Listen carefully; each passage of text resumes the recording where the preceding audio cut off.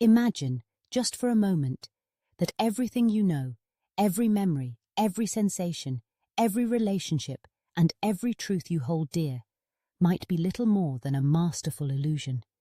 The ground beneath your feet, the stars above, the taste of your favorite food, the pain of a heartbreak, the triumph of a victory, all of it, not as real as you think, but instead the result of code. A simulation, a digital reality so advanced, so precise, that you can't tell the difference between what's manufactured and what's real. It sounds like the stuff of science fiction. Yet today, this idea, the simulation hypothesis, is being debated not just in the realms of philosophy, but in the laboratories and think tanks shaping our future. Why are so many of the world's brightest minds entertaining the possibility that we might be living in a simulation? The journey to this question is as fascinating as the question itself.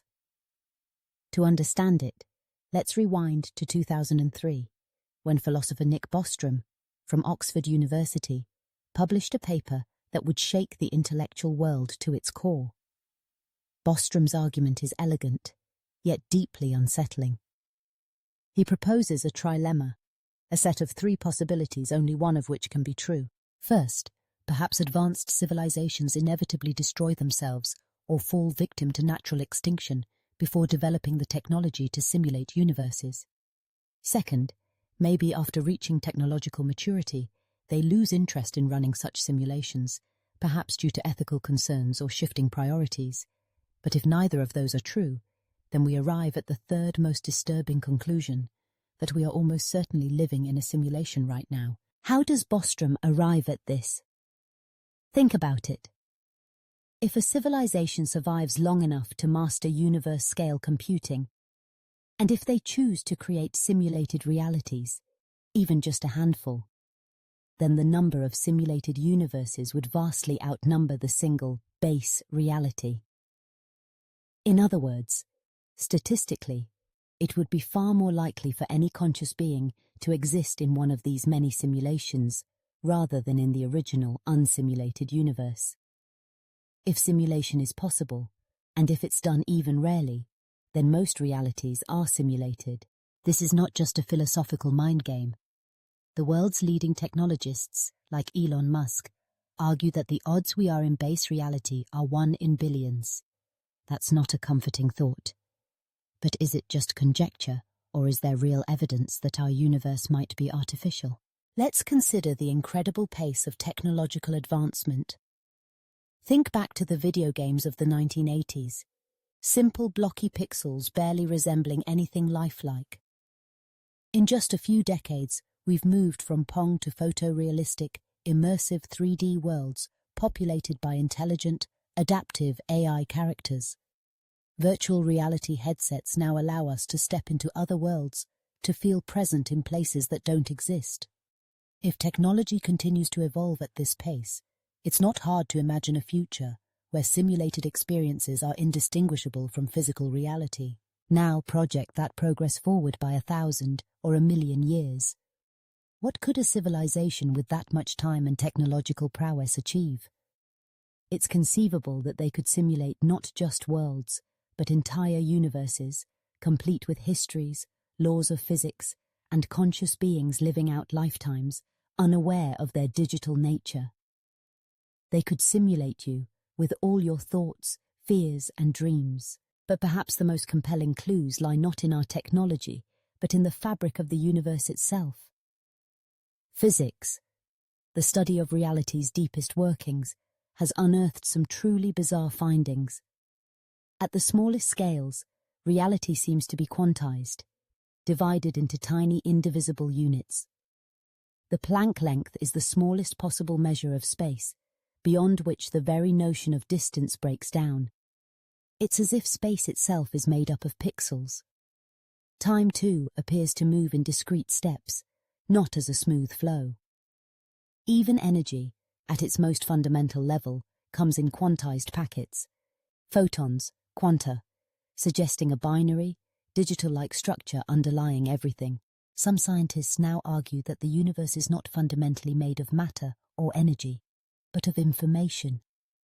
That space, time, and even physical laws are emergent properties of information being processed, of a cosmic computation.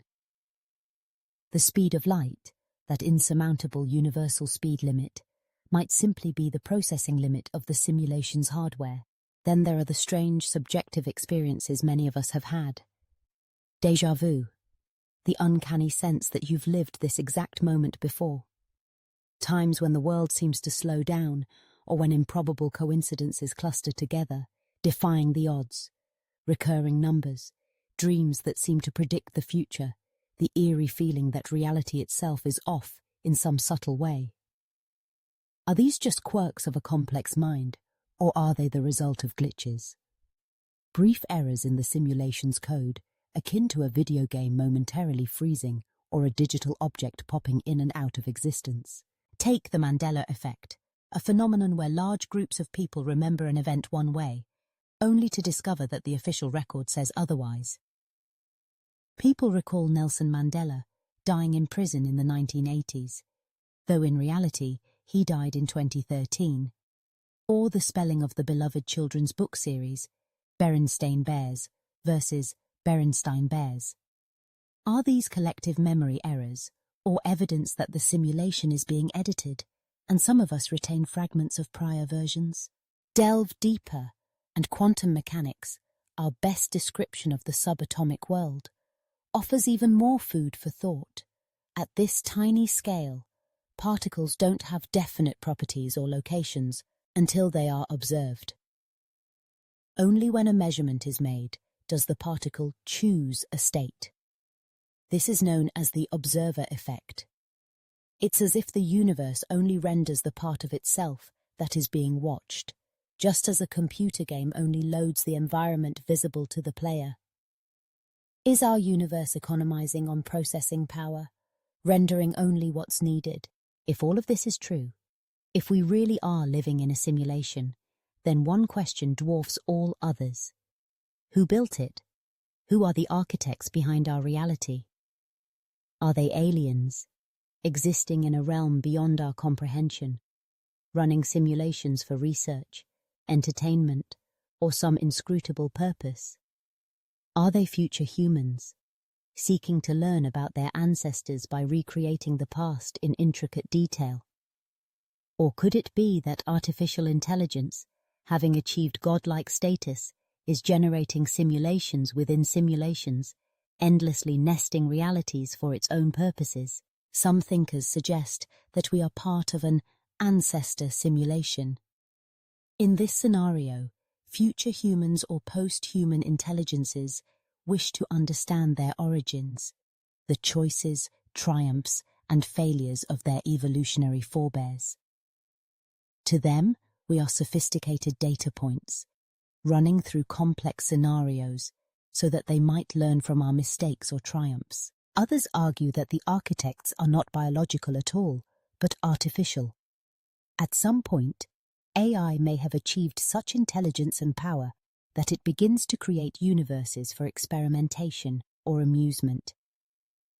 In this view, humanity itself might be a relic of a forgotten past, with AI now running the show, simulating realities for reasons we could never comprehend. But there's another, more spiritual interpretation.